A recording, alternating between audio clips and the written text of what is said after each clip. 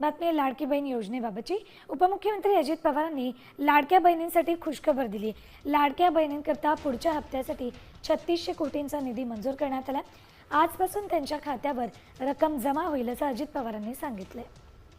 मधल्या काळामध्ये जसं माझ्या गरीब आया बहिणींना एक काही ना काही मदत व्हावी, त्या सक्षम व्हाव्या, त्यांच्याकरता महिला बचत गट, त्यांच्याकरता वेगवेगळ्या बाबी आपण काढल्या।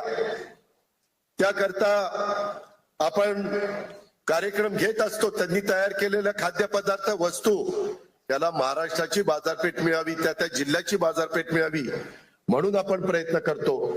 महिला बाल विकास हे खातं आमच्या मुलगी आदिती तटकरेकडे आहे। तिनं त्याच्यामध्ये लक्ष घातलेलं आहे। त्याच्यातून लाडकी बहीण योजना आणली, किती आमच्यावर टीका केली।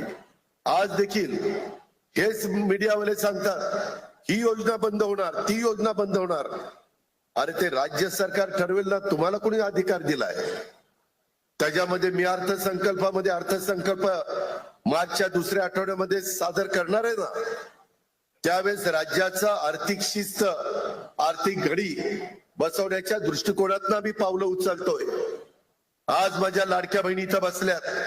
मला या सभेच्या निमित्तानं सांगायचंय, कालच मी इथं परतूर मंठाला येत असताना 3500 कोटी रुपयाच्या चेकवर सही केली। 8 दिवसात माझ्या बहिणींना पैसे मिळणार आहेत। आम्ही शब्दाचे पक्के आहोत, दिलेला शब्द पाळणारी लोक आहोत। परंतु दिलेल्या योजनांचा फायदा पण तुम्ही नीट उचलला पाहिजे। 1 रुपयामध्ये पीक विम्याची योजना काढली, माझ्या शेतकऱ्याला ती परवडावी, परंतु त्याच्यामध्ये किती चुकीचे प्रकार केले। काहींनी गायरानं स्वतःची दाखवली, देवस्थानच्या जमिनी स्वतःच्या दाखवल्या, पिकं दाखवली। अरे असलं जर तुम्ही चुका करायला लागला तर ते पाप कुठं रे फेडाल? वर गेला तरी परमेश्वर तुम्हाला माफ करणार नाही। तुम्ही नियमाने वागा ना, तुमचा अधिकार आहे। तुमच्यावर अन्याय झाला, जरूर तो अन्यायाला त्या ठिकाणी वाचा फोडण्याचं काम, दाद मागण्याचं काम तुम्ही करा। तो घटनेचे शिल्पकार डॉक्टर बाबासाहेब आंबेडकरांनी संविधानाच्या माध्यमातून तुम्हाला दिलेला अधिकार आहे, त्याचा आम्हालाही आदर आहे, तुम्हालाही आदर आहे, आणि त्याच रस्त्याने आम्ही पुढे चाललोय। परंतु कुठंतरी एखादी चांगली योजना आणायची आणि ती ज्या घटकाकरता आणलेली आहे त्या घटकाला त्याचा फायदा होण्याच्या ऐवजी ज्यांची आर्थिक परिस्थिती चांगली आहे त्यांनी त्याचा फायदा घेणं हे बरोबर नाहीये।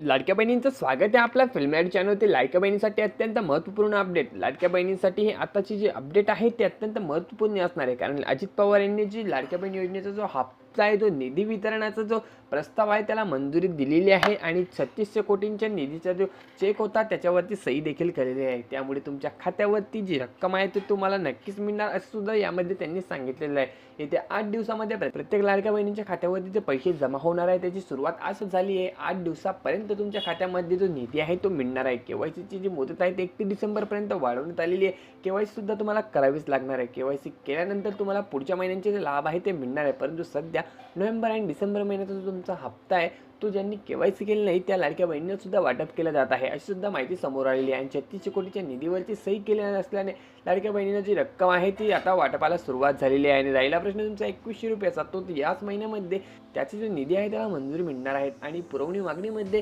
डिसेंबरमध्ये जी पुरवणी मागणी घेतली जाणार आहे, आधी सुद्धा याची माहिती देण्यात आलेली होती की डिसेंबरमध्ये पुरवणी मागणी घेतली जाईल, तेव्हा जी 2100 रुपयाची रक्कम आहे ती सुद्धा वाढवून तुम्हाला भेटणार आहे। त्याबद्दलचा निर्णय देखील आता होणार आहे। त्यामुळे तुमच्या खात्यावरची रक्कम जी असणार आहे ते पुढच्या वर्षापासून नवीन वर्षाचं गिफ्ट म्हणून तुमच्या खात्यावरती 2100 रुपयाची रक्कम जमा केली जाणार आहे। परंतु सध्या 2 महिन्याचे एकत्रित हप्ते म्हणजे 1500 चे 2 हप्ते 3000 रुपयाची रक्कम तुमच्या खात्यावरती आताच जमा करायला सुरुवात झालेली आहे।